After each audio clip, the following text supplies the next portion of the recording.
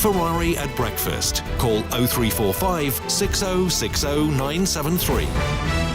10 minutes before 8. I'm sorry I've not been able to get more of your calls concerning the horrors in Texas, the massacre of the innocents. I promise I will, and we will continue coverage of that, of course, through the whole of the show. But let's come back to domestic affairs, and you don't need to be told that any way to encourage investment into this country is to be applauded. So, what of legislation, I understand, is on the way that seeks to make this country the best on the planet to invest in agri-food research and innovation. More now from Conservative MP and Environment, Food and Rural Affairs Secretary George Eustice, who joins me. Just explain, let's back up a little if we could, Secretary of State, agri-food research and innovation in terms that my listeners will understand as they're buttering their toast and putting milk on the cornflakes. What does that actually mean? Good morning. Good morning.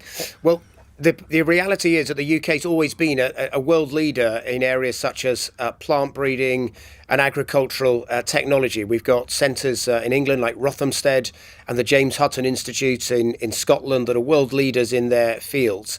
What we're announcing today is a change in legislation that unpicks basically a bit of a rogue court judgment from the European Court in 2018, and that deemed that what's called precision breeding technologies, where you can actually take certain traits from maybe one variety of wheat and put it into another variety of wheat, they held that should be treated like genetic modification. When actually it's very different, because genetic modification means taking a gene from one species and taking it across species boundaries. So we're making it easier. You've anticipated my question, Secretary. This isn't GM crops. This isn't Frankenstein food or mutant crops or whatever it might be. That's not what we're seeking. Just to clarify, Secretary of State.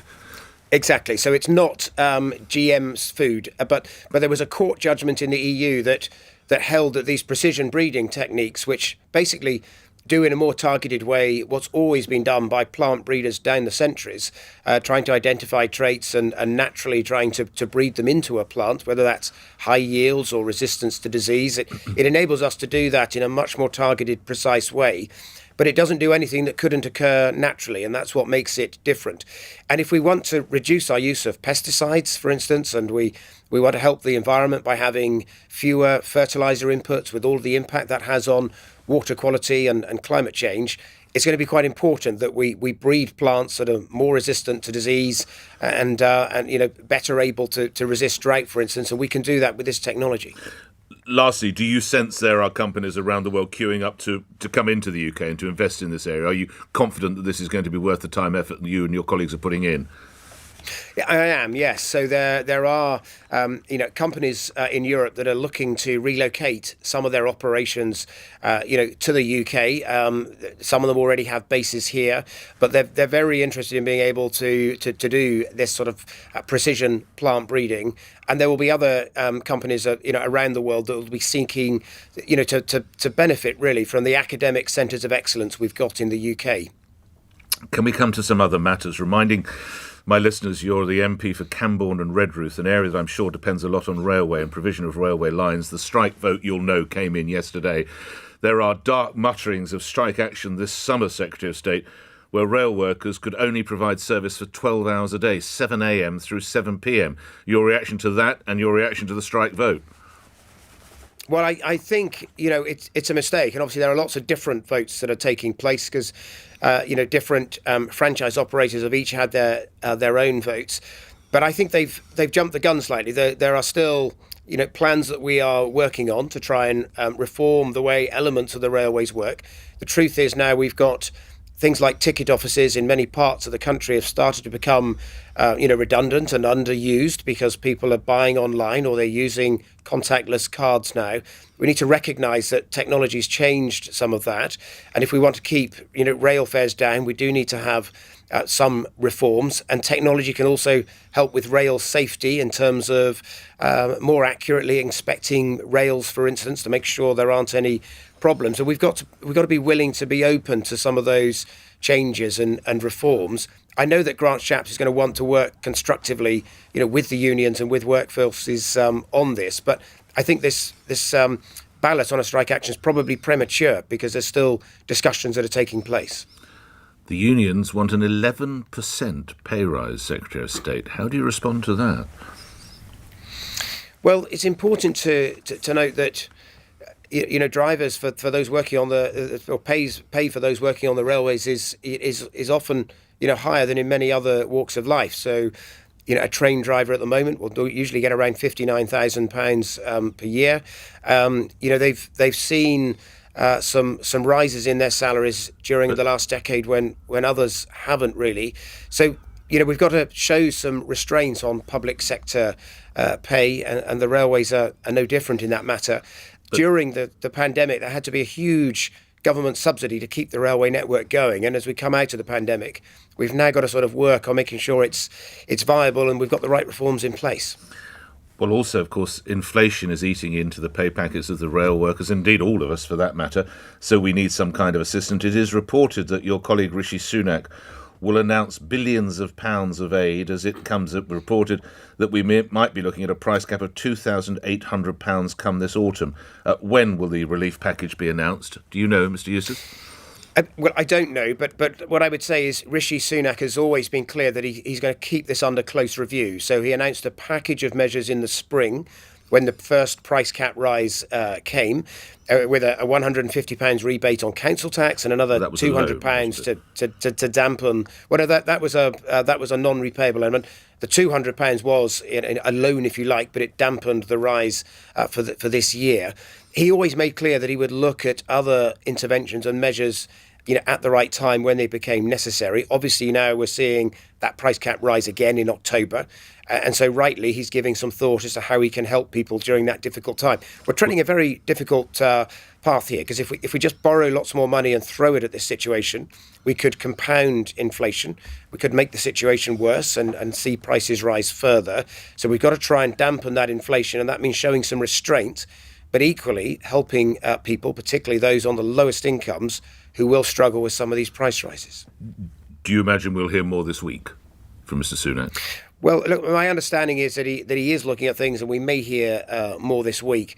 But I'm afraid I haven't got a precise timing on that or what he might say. But I think he's been clear that he's always been open to doing more, and he's giving some consideration as to what more he might do. We do seem to have timing on the Sue Gray report, which we understand will be published at some point today. How much nervousness is there within Number 10 and senior ranks of government, Secretary of State?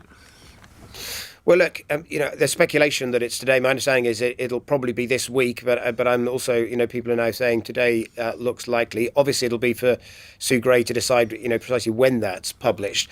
But look, I think that the thing is, it's not so much nervousness. There's, the Prime Minister, obviously feels, deep regret about what's happened. He's apologised for what happened. He paid the fixed penalty notice for the birthday event that he was at, that a cake was brought in at. He's absolutely made clear that he understands people's anger about this and that changes are going to need to be made.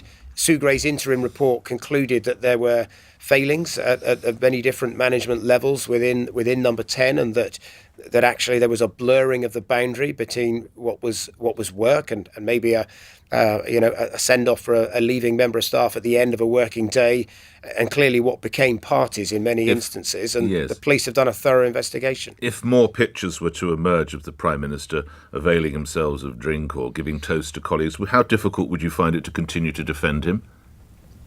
Well, look, he himself, has expressed deep regret about what's happened. What we are seeing over the last couple of days is obviously some additional photographs, but I don't think we're really seeing anything that's particularly new in terms of the fact that we knew that these events had happened. There was a big controversy about it. Sue Gray's run an independent inquiry to it, and the police have run a very detailed investigation into each of these events and issued many fixed penalty notices. So it may be that we don't discover much new, but obviously what we'll be looking at in Sue Gray's report is what recommendations she might make so that we can ensure, that this matter can really be, put behind us and dealt with and changes made. Noting the year of your birth, how much do you remember of the 1970s? I ask you that because, of course, the Prime Minister, I understand, asked you and all your cabinet colleagues how much all of you recall of the 1970s. He perhaps thinks he's surrounded by young whippersnappers. What do you remember of those troubled times, Mr Eustice? Well, I do remember. I remember, actually, Margaret Thatcher winning that 79 election, and And James Callaghan's, I remember him giving a speech where he said it would be nice to spend more time with his grandchildren, I think. And so it's so weird how things like that stick in your mind. Obviously, For those of us who were doing our homework by candlelight, though, when we're battling with inflation, I don't know that you're quite in tune with that, are you, Mr. Eustice? I don't recall it. During the 70s, I was 7 or 8, and actually preoccupied with things that were much more fun than dealing with the winter of discontent. But obviously, it was talked about for many years, well into my teenage years, and so an understanding of that, the dangers of inflation. And again, in the 70s, it was driven by a rise in gas prices and oil prices. That's what sparked it. Yes. And then there was wage inflation. So there were some similarities. And yes, it took many, many years to get all of that back under control, and it was quite painful to do it. Last minute with you. You upset some folk a few weeks ago when you suggested families could look to buy value products, own brand products, perhaps over Heinz or Kellogg's or whatever it might be. Do you regret saying that? And have you yourself been purchasing those value brands? Well, on the latter point, yes, I do sometimes buy those value brands, and well, I don't regret it because actually I wasn't telling anyone. It's very important in this. I wasn't lecturing or telling anyone what they should do, and I always say on these things, people should watch the whole interview rather than look at the Twitter argument about it, because social media often doesn't put things in the correct light.